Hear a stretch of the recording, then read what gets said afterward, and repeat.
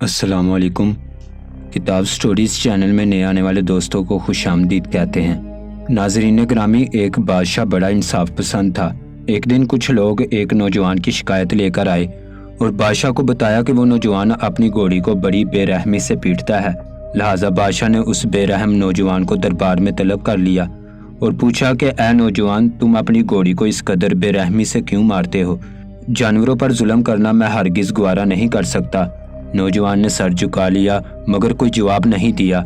یہ دیکھ کر بادشاہ کے چہرے پر ناراضگی کے آثار نمایاں ہوئے۔ اس نے کہا کہ اگر تم نے گھوڑی پر ظلم کرنے کی معقول وجہ نہ بتائی تو تمہیں سخت سزا دی جائے گی۔ بادشاہ کا غصہ دیکھ کر نوجوان بولا، عالی جاں، میرا باپ ایک دولت مند اور عزت دار آدمی تھا۔ چونکہ میرے باپ کے پاس روپے پیسے کی کوئی کمی نہیں تھی، اس لیے بڑے لاڈ پیار سے میری پرورش ہوئی۔ لیکن ابھی میری شادی نہیں ہوئی تھی کہ ماں اور باپ دونوں کا سایہ میرے سر سے اٹھ گیا۔ میں اکیلا رہ گیا۔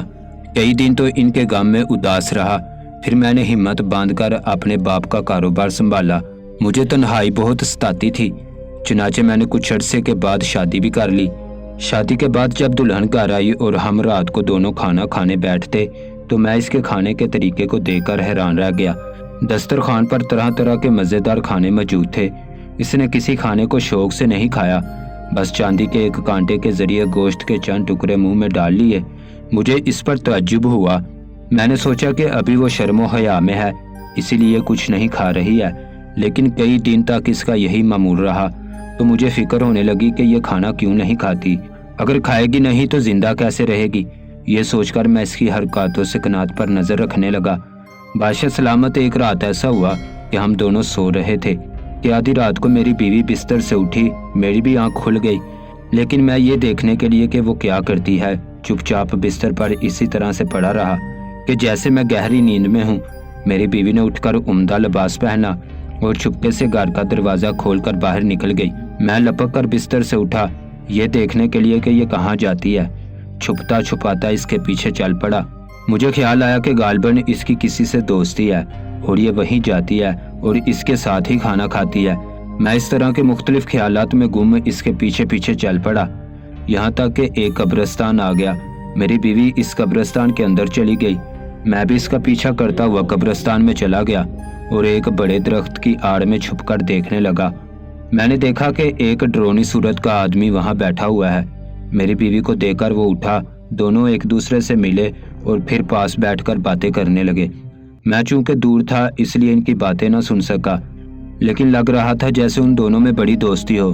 مجھے اس کو اس طرح ایک دوسرے سے باتیں کرتے ہوئے دیکھ کر بہت غصہ آیا، لیکن اس آدمی سے خوف بھی آیا، لہٰذا میں چپ کر کے انہیں دیکھتا رہا۔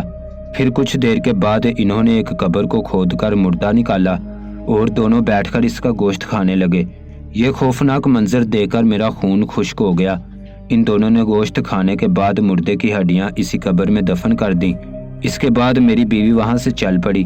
میں اس کے آگے آگے تیزی سے گھر پہنچ گیا اور دروازہ کھلا چھوڑ دیا۔ پھر میں اپنے بستر پر لیٹ گیا۔ کچھ دیر بعد میری بیوی بھی گھر آئی اور بستر پر لیٹ گئی۔ مجھے اپنی بیوی پر بہت غصہ آ رہا تھا اور اس سے نفرت بھی ہو رہی تھی، مگر میں نے ضبط کیا اور باقی رات کسی نہ کسی طرح کاٹی۔ میرے دل میں طرح طرح کے خیالات آ رہے تھے۔ کبھی سوچتا کہ اسے قتل کر دینا چاہیے، کبھی سوچتا کہ اسے راہ راست پر لانا چاہیے۔ آخر دل اسی بات پر ٹھہرا کہ اس کو سمجھانا چاہیے۔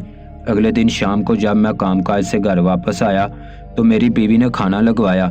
ہم دونوں کھانے کے لیے بیٹھ گئے۔ میری بیوی حسب معمول اسی طرح کانٹے سے کھانا کھاتی رہی، جسے دیکھ کر میں غصے سے بولا، اگر تمہیں یہ کھانا پسند نہیں ہے تو جو کھانے پسند ہو وہ پکوا لیا کرو۔ مجھے یقین ہے کہ میرے دسترخوان پر جو کھانے ہیں وہ مردے کے گوشت سے زیادہ مزیدار ہیں۔ ابھی میری بات ختم نہیں ہوئی کہ وہ یہ سمجھ کر کے میں اس کے راز سے واقف ہو گیا ہوں سخت غصے میں آ گئی۔ میں اس کا چہرہ دیکھ کر ڈر گیا۔ اسی وقت اس نے گلاس میں پانی لے کر مجھ پر چھڑک دیا اور کہا، کتا بن جا۔ اس کے منہ سے یہ الفاظ نکلتے ہی میں انسان سے کتا بن گیا۔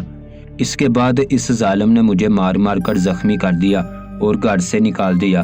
میں گھر سے نکلا تو محلے کے کتے میرے پیچھے لگ گئے اور مجھے اجنبی سمجھ کر کاٹنے کو دوڑنے لگے۔ میں کسی نہ کسی طرح اپنی جان بچا کر بھاگا اور ایک کسائی کے دکان کے تختے کے نیچے چھپ کر بیٹھ گیا۔ کسائی نے رحم کھا کر دوسرے کتوں کو مار بھگایا۔ میں ساری رات اس دکان کے تختے کے نیچے چھپ کر بیٹھا رہا۔ دوسرے دن صبح کو جب کسائی نے دکان کھولی تو میں بھی باہر آ گیا۔ کسائی نے گوشت کا ایک ٹکڑا میری طرف پھینکا، مگر میں نے اس کی طرف دیکھا بھی نہیں، تو کسائی کو اس پر غصہ آ گیا اور وہ مجھے مارنے کے لیے اٹھا تو میں وہاں سے بھاگ نکلا اور ایک نان بائی کی دکان کے پاس جا بیٹھا، جس نے رحم کھا کر روٹی کا ایک ٹکڑا مجھے دیا، جو میں نے کھا لیا اور وہی رہنے کی ٹھان لی۔ کچھ دیر وہاں رہنے سے نان بائی مجھ پر اس قدر مہربان ہو گیا کہ روز شام کو وہ مجھے اپنے گھر لے جاتا اور صبح کو دکان پر لے آتا، روٹی کھلاتا۔ میں اس کے اچھے برتاؤ سے بہت خوش تھا۔ ایک دن ایک عورت نے آ کر نان بائی کی دکان سے ایک روٹی خریدی تو رقم دے کر جانے لگی، تو میں نے دوڑ کر دانتوں سے اس کا دامن پکڑ لیا۔ سب لوگ حیران ہوئے۔ عورت نے اپنا دامن چھڑانے کی کوشش کی، مگر میں نے نہ چھوڑا۔ جو رقم اس نے دی تھی وہ نان بائی کے ہاتھ میں تھی۔ جب اس نے مجھے اپنی طرف بلایا تو میں نے اچک کر وہ رقم ہاتھ سے لے لی۔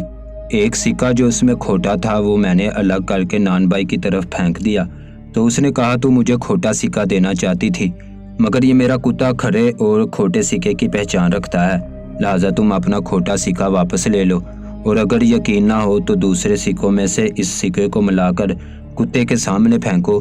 چنانچہ عورت نے ایسا ہی کیا۔ میں نے پھر کھوٹے سکے کو نکال کر الگ کر ڈالا۔ جب لوگوں نے یہ تماشا دیکھا اور پھر یہ بات سارے شہر میں پھیل گئی، ہر طرف سے لوگ میرا امتحان لینے کے لیے آنے لگے۔ میں ہمیشہ کھوٹے سکوں کو الگ کرتا رہا۔ ایک دن ایک عورت دکان پر آئی، میرا امتحان لینے لگی، جس پر میں پورا اترا۔ جب وہ عورت جانے لگی تو میں اس کے پیچھے چلتے ہوئے اس کے گھر تک پہنچ گیا۔ وہاں ایک خوبصورت لڑکی بیٹھی ہوئی تھی۔ عورت نے کہا، بیٹی یہ وہ کتا ہے جو کھڑے اور کھوٹے سکوں کی پہچان رکھتا ہے۔ لڑکی نے یہ سن کر میری طرف غور سے دیکھ کر پانی پر کچھ پڑھ کر پھونکا اور میرے اوپر پھینکتی ہوئی بولی، اگر تو کسی اور شکل سے کتے کی شکل میں آیا ہے تو اپنی اصلی شکل پر آ جا۔ اس کا یہ کہنا تھا کہ میں کتے سے پھر انسان بن گیا۔ جب میں نے خود کو انسان کے روپ میں دیکھا تو میں ان خواتین کا شکریہ ادا کرنے لگا۔ میں نے ان کو اپنی پوری کہانی سنائی تو وہ لڑکی بولی، میں اس عورت کو ضرور سزا دوں گی جس نے تمہیں کتا بنایا تھا۔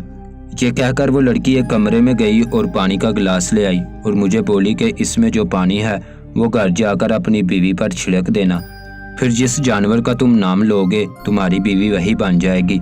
میں وہ پانی لے کر اپنے گھر پہنچا۔ جب میری بیوی نے مجھے دیکھا تو بڑی حیران ہوئی۔ اسی دوران میں نے وہ پانی اس پر چھڑک دیا اور فوراً کہا، گھوڑی بن جا، تو وہ اسی لمحے سے گھوڑی بن گئی۔ بادشاہ سلامت، یہ گھوڑی دراصل میری بیوی ہے جسے میں مار رہا تھا۔ میرا یہ سلوک محض سزا کے طور پر ہے، میں ظالم آدمی نہیں ہوں۔ اب یہ خاتون گھوڑی کے بحروپ میں رہے گی۔ اگر کسی نے اسے انسان بنا دیا تو یہ ضرور فساد برپا کرے گی۔ بادشاہ نے اس نوجوان کی داستان حیرت سے سنی اور پھر اسے کوئی سزا دیے بغیر گھر جانے کی اجازت دے دی، اور یوں ایک ظالم کو اس کے کیے کی سزا مل گئی۔ دوستو، ہم جو بھی گناہ کرتے ہیں اس گناہ کی سزا ہمیں ضرور پانی ہوگی، لہٰذا گناہوں سے بچنے کی کوشش ضرور کر لیا کریں۔